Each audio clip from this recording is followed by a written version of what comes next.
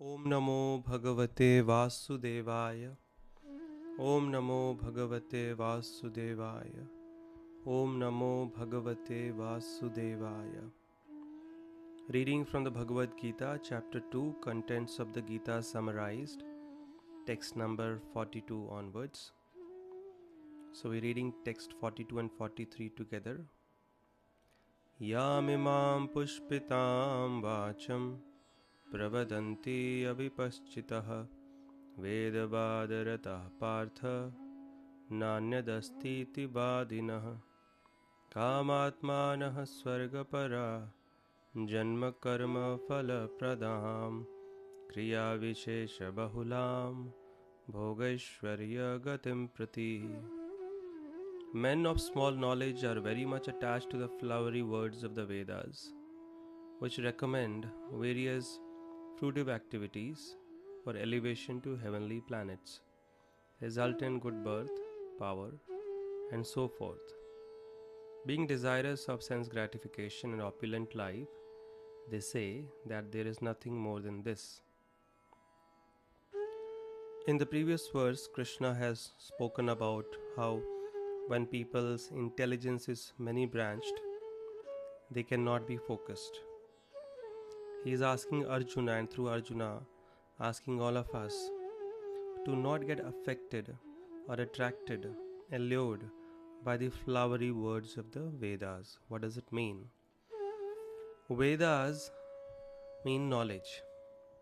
Vedas are scriptures which contain many Vedic rituals for the fulfillment of material desires.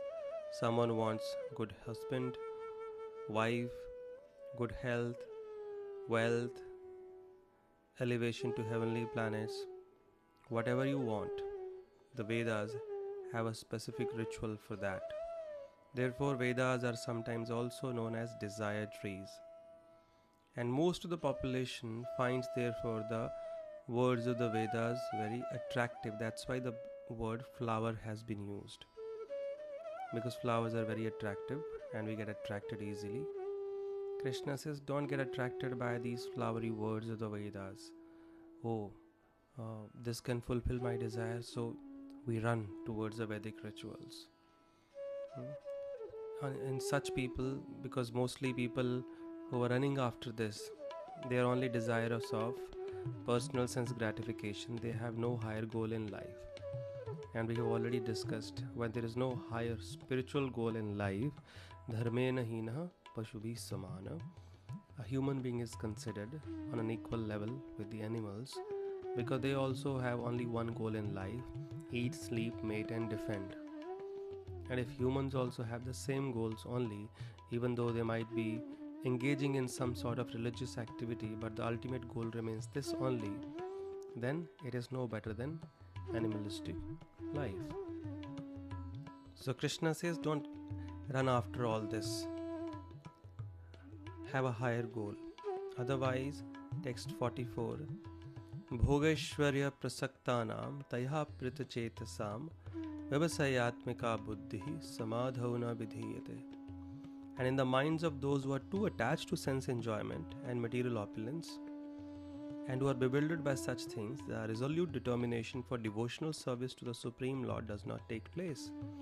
So if we keep running after these things all the time, and we make these things as the goal of life, then the resolute determination for devotional service, that means to practice our real dharma, the determination will never come.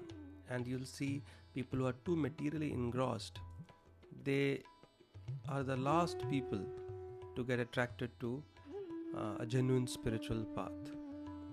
Why? Because we like to do whatever is our focus, whatever we consider as a center of life. If my sense gratification, my own enjoyment is my focus, then why would I think about somebody else? So this kind of mentality and our intelligence getting many branched, and we are only running after the fulfillment of material desires, is condemned, and it doesn't get us anywhere. It simply takes us away from our real dharma, from the purpose of life, from the purpose of human life.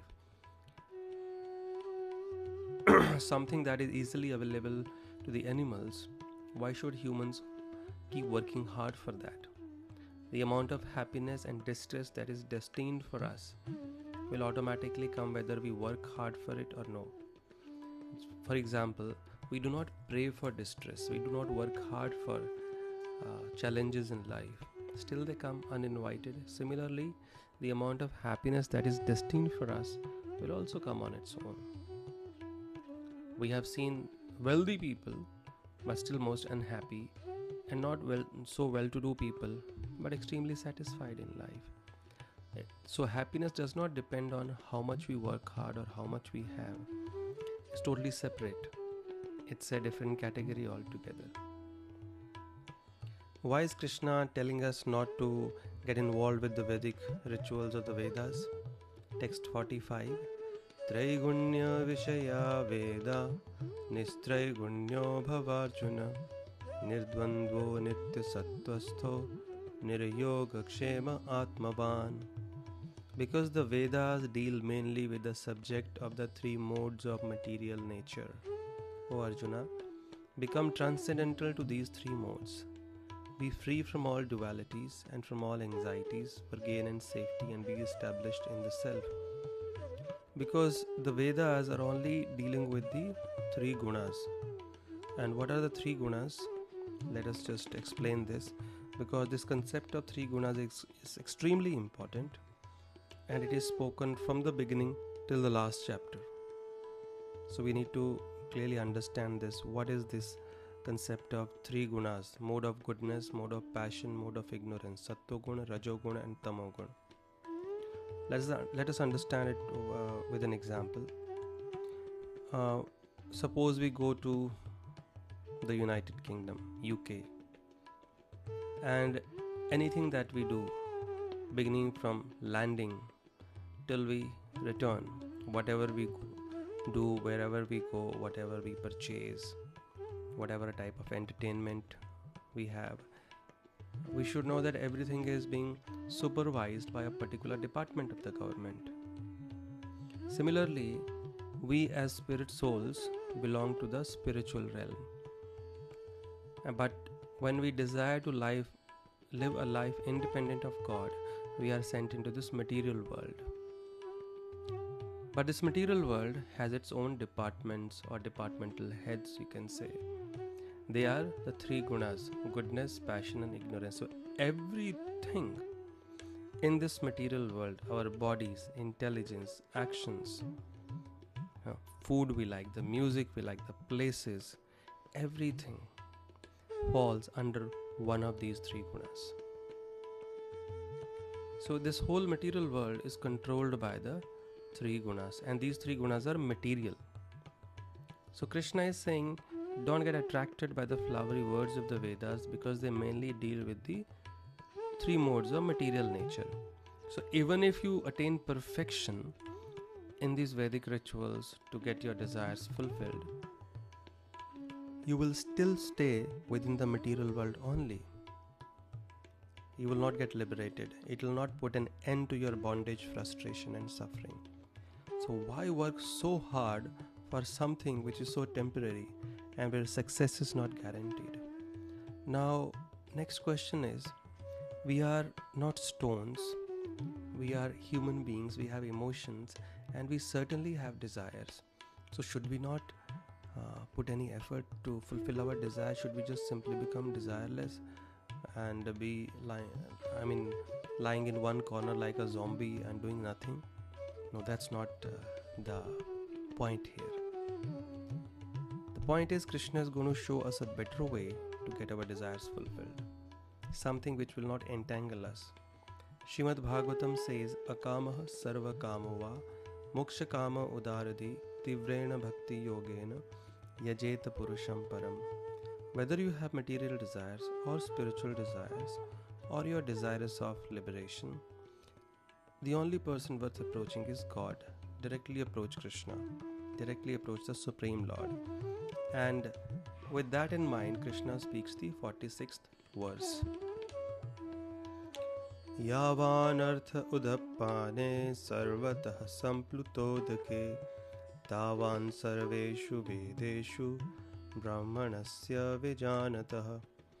All purposes served by a small well can at once be served by a great reservoir of water.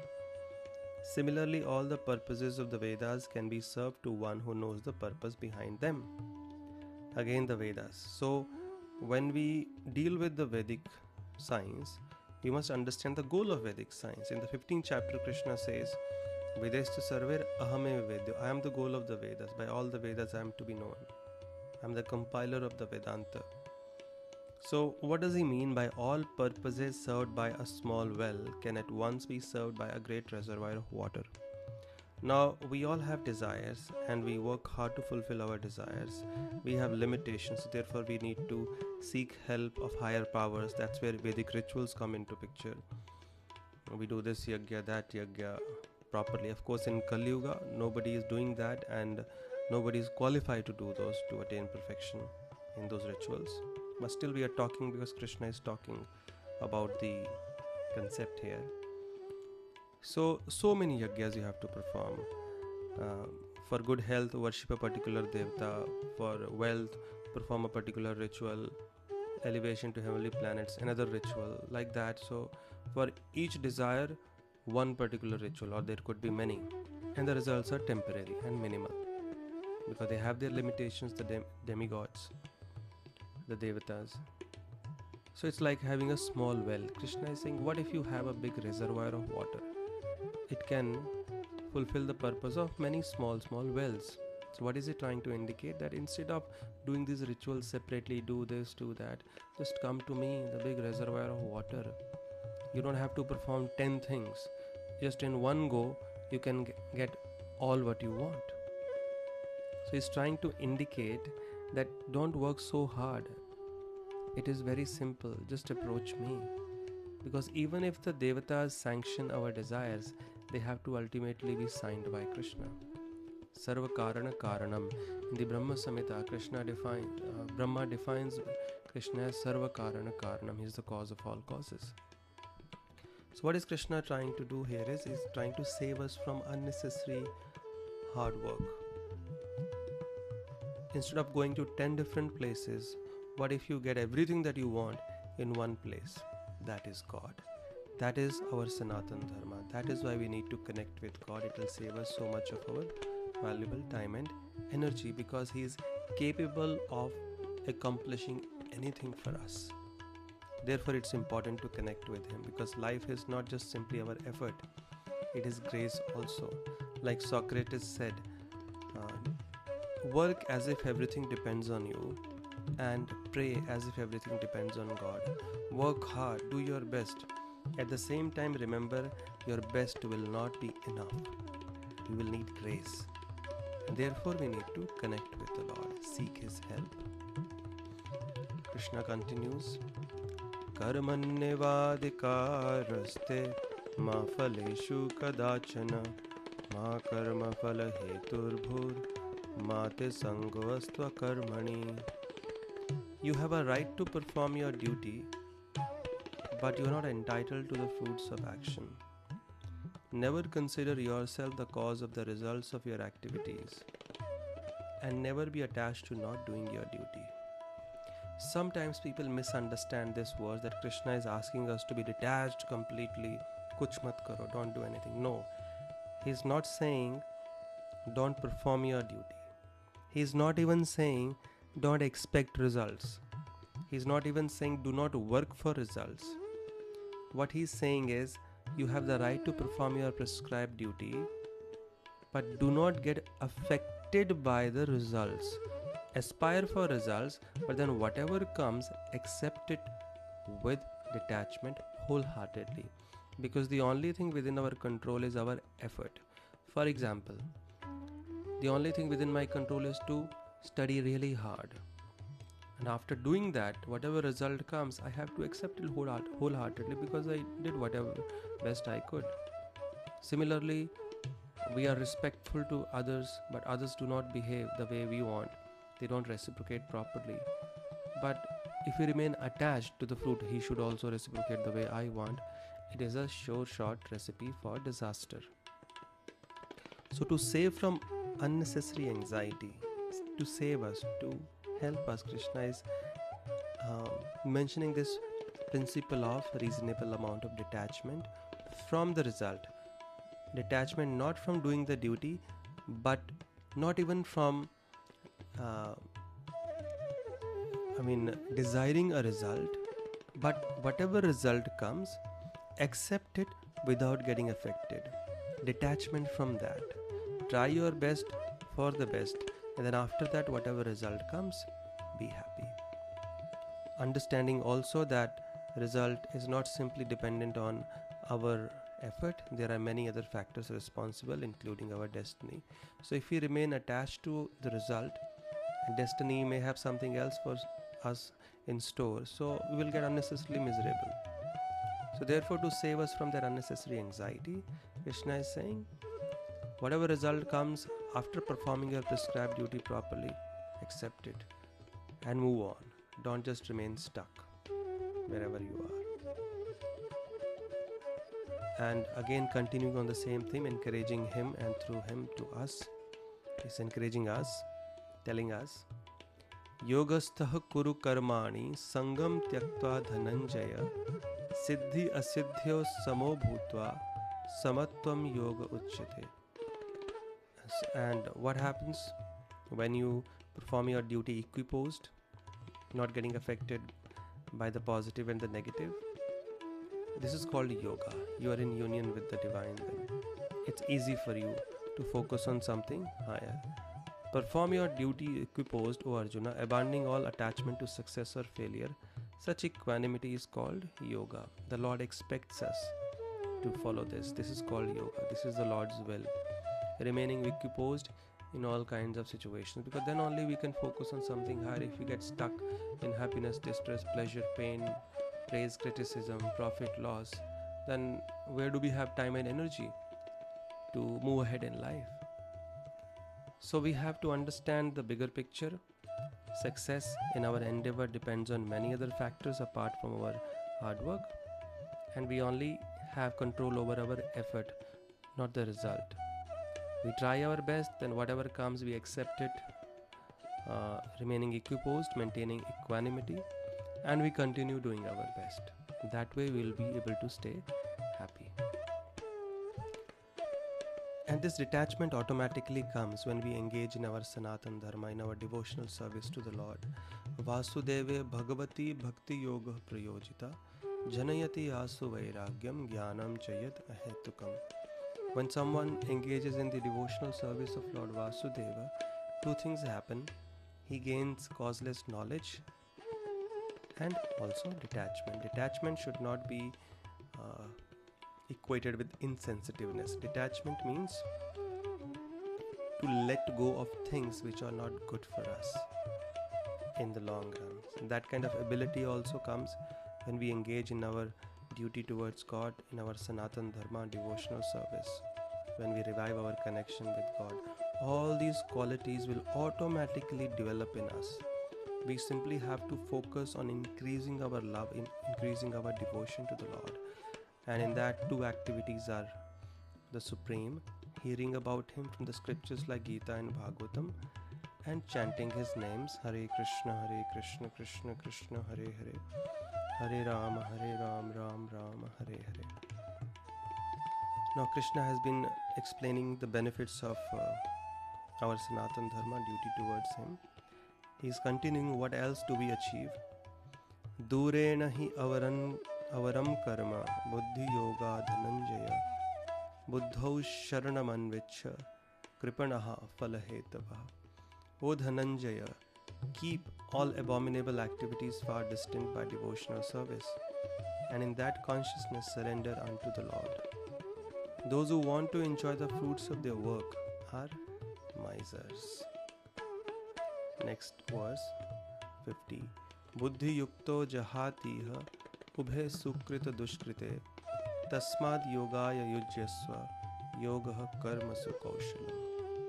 A man engaged in devotional service rids himself of both good and bad reactions even in this life. Therefore strive for yoga, which is the art of all work. Another benefit that we receive by engaging in service to God is that we become free from both good and bad reactions. It is only the cycle of action and reaction. We perform an action, there is a reaction to that. To counteract that, there is another action. Then the cycle just goes on and on and on. And as long as we are stuck in that cycle of good and bad, we remain within the material world. But the devotional service of the Lord is beyond these two, and it nullifies both good and bad reaction, so that we proceed on the path of liberation, because both good and bad fall within the realm of the material world. It's called karma and vikarma. It will be discussed in detail in chapter number 4. Karma means good deeds, it makes heavenly planets. Vikarma means bad deeds, hellish planets, resultant very miserable birth. Akarma means activities in relation to God which do not produce any reaction, and which rather elevate us and nullify the good and bad, so that we can be free from the material bondage, and we can experience complete freedom. And another thing Krishna has mentioned in text number 49 is that when we engage in devotional service, automatically we move away from abominable activities, as our consciousness becomes extremely pure. So this is another benefit. Gradually we'll see our heart is getting purified of lust, envy, anger, greed, pride, illusion. These cannot be removed from our heart simply by hearing some motivational speech, reading some self-help book, going to a healer or a counselor. These are diseases of the heart. They can't be removed even by going to a doctor. So the heart needs to get purified, and that happens when we engage in processes like hearing, chanting, remembering the Lord. So this is another benefit that we receive. And now Krishna just concludes his teachings for this section of the second chapter. Karma jam buddhi yuktahi phalam tyaktva manishinaha janma bandha vinirmuktaha padam gachanti anamayam. By thus engaging in devotional service to the Lord, great sages or devotees free themselves from the results of work in the material world. In this way, they become free from the cycle of birth and death, and attain the state beyond all miseries by going back to Godhead. So what happens? One attains complete freedom from the bondage to the reactions to the work in material world, and one becomes free from the cycle of birth and death. One gets liberated. Another benefit. That's why one of the names of Krishna is Mukunda. Mukunda means Mukti Data. So one who gives Mukti, liberation. Yada te moha kalilam buddhir vyatitarishyati tada gantasi nirvedam shrotavyasya shrutasya cha. When your intelligence is passed out of the dense forest of delusion, you shall become indifferent to all that has been heard and all that is to be heard. So he's saying, when you have risen to a spiritual platform beyond the forest of delusion, then you shall become indifferent to the flowery words of the Veda. You will not care much about the Vedic rituals, because you have grown beyond that, grown beyond personal sense gratification. You are no longer tormented by your personal desires, the material desires. Shruti viprati pannate yada sthashyati nischala samadhav achala buddhis tada yogam avapsiti. So when your mind is no longer disturbed by the flowery language of the Vedas, and when it remains fixed in the trance of self-realization, then you will have attained the divine consciousness. And then what happens when we come to this platform? We attain a divine consciousness. This is the ultimate benefit of engaging in the Lord's service or connecting with God, because whatever is manifesting externally is a reflection of what is happening internally in an individual's heart, individual's consciousness. Because people's consciousness is impure, therefore they hurt others, they exploit others, they are envious, they are greedy. What if the consciousness becomes pure? So that's what we require, that's what we need, that's what the immediate need of the world is. Everyone having a divine consciousness, because people have demonic consciousness. So therefore we have so many murders, terrorist attacks, we have wars happening, we have people abusing others, exploiting others, hurting others with their words and actions, because the consciousness is impure. So what happens is, when somebody starts engaging in the devotional service of the Lord, then gradually the ultimate benefit will be he will attain a divine consciousness. And if someone has a divine consciousness, automatically he will manifest, he will expand that divinity everywhere. How will he ever exploit anyone? Because he'll have no envy, no greed, no pride, no anger. So therefore it is the need of the hour that everyone must engage in this Sanatan Dharma, our eternal Dharma, must connect with God, must connect with the message of the Gita, so that gradually by hearing this our consciousness can become divine, and we can stop hurting others, and we can stop hurting our own selves as well. And this way then we can learn to rise above the dualities of life and move towards the ultimate, the perfectional goal of human life, that is self-realization, God-realization, and become free from the cycle of birth and death, which is the ultimate aim. Thank you so much. Hare Krishna.